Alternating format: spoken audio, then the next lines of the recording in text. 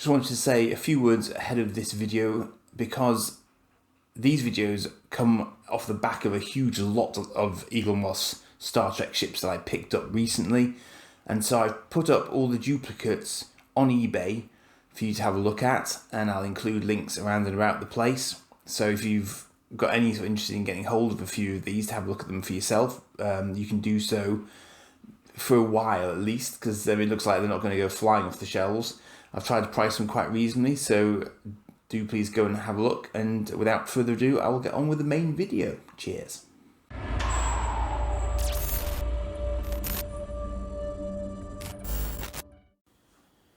Now, I've inadvertently snookered myself on this one. This is the USS Centaur, NCC-42043, but I don't have a magazine for it. So unfortunately, my job lot for the first time has fallen over on the magazine front, and I don't have a version of this already to have a magazine for reference, I'm afraid. So I'm not sure there's a huge amount that I can tell you about this one, because I've just checked both memory alpha and memory beta, and all I can tell you is that it's a prototype of the Centaur class medium cruiser, captained by Charlie Reynolds. It appeared on screen in an episode of Deep Space Nine, at least one. It may also, I think, have participated in other events in the Deep Space timeline, but not so referenced on screen explicitly. So I don't really have a lot I can tell you about this apart from just showing it to you. I'm sort of struggling to think what it reminds me of in terms of other starships. It's a little bit Reliant-y, I suppose. It's a little bit Miranda class-esque, but without the sort of the boxy elements at the back of the primary hull. It's kind of annoying that I don't have any more to tell you about it, but what I will say, I'll analyse it looking at it, and I'll just tell you what I think as I look at it. It might have been a bit of a Dominion War kit bash type ship, I suspect, at least in part. So the primary hull looks quite a lot like an Excelsior class to me. So there could be an argument to say that actually what they did with this was take an Excelsior class primary hull saucer section and bolt it onto a star drive section. I think there could be an argument made for that, because that is, I mean, without actually referencing it directly, that reminds me a lot of an Excelsior class sort of bridge map, sort of emplacement there. I would say those are torpedo launchers.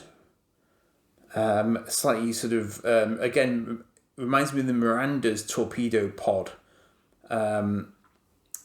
And again, torpedo launchers front and there. So quite combat heavy, I would say, to have an underslung, dedicated sort of torpedo launching pod there.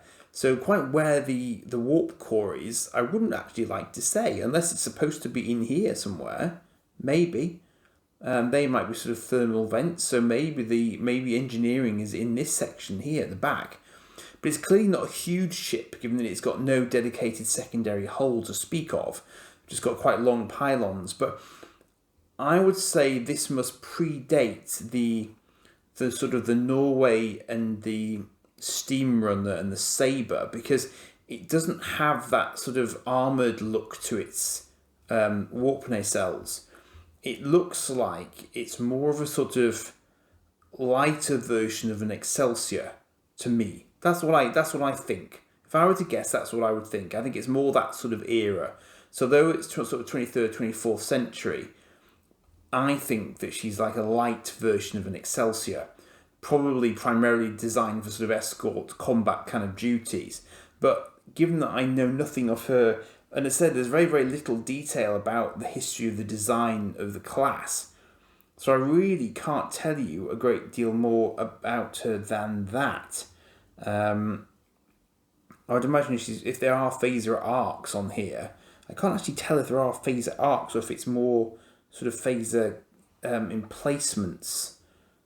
I mean, if it is sort of Excelsior era, then it would make sense if it just got sort of phaser emplacements. I mean, there, and there. So it's got the sort of ball turret kind of phasers. That might make sense as well. It doesn't seem to have many on the. Oh yeah, maybe there and there on the lower half as well. So it's probably got pretty good coverage, and if that was coming at you, it would be pretty hard to hit it. So I quite like that. I mean, obviously, if you're on top of it, you've got a great big pancake to aim at. That's not a problem. But if she's coming at you nose on, you're going to have to be pretty precise to get contact. So, I mean, I liked it. I mean, she was shown as being quite nimble. She made the mistake of attacking Cisco's borrowed Jem'Hadar fighter in Dominion territory before getting driven off by 3 more. But she did survive that encounter. So, let me get her on the stand for you. Yeah, it's a shame I don't have the booklet for it. This is the problem when you get the magazine models without the magazine, obviously.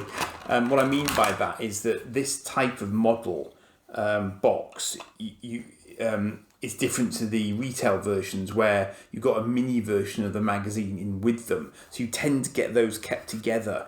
Whereas, obviously, these ones can get separated from their sort of magazines if they've just become loose.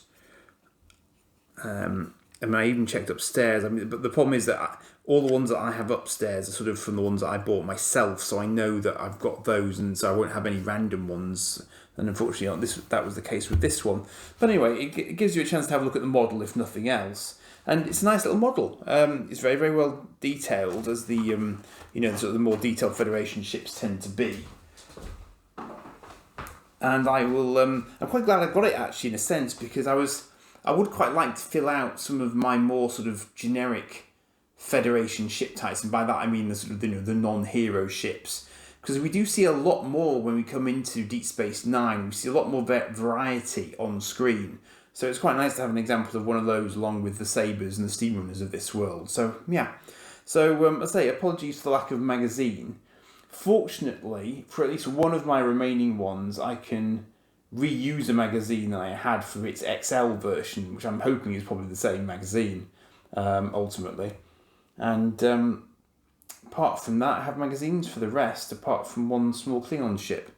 But that I'm going to need to do some separate research on, like I've done for this one, and I'll share that with you in due course. Cheers for now.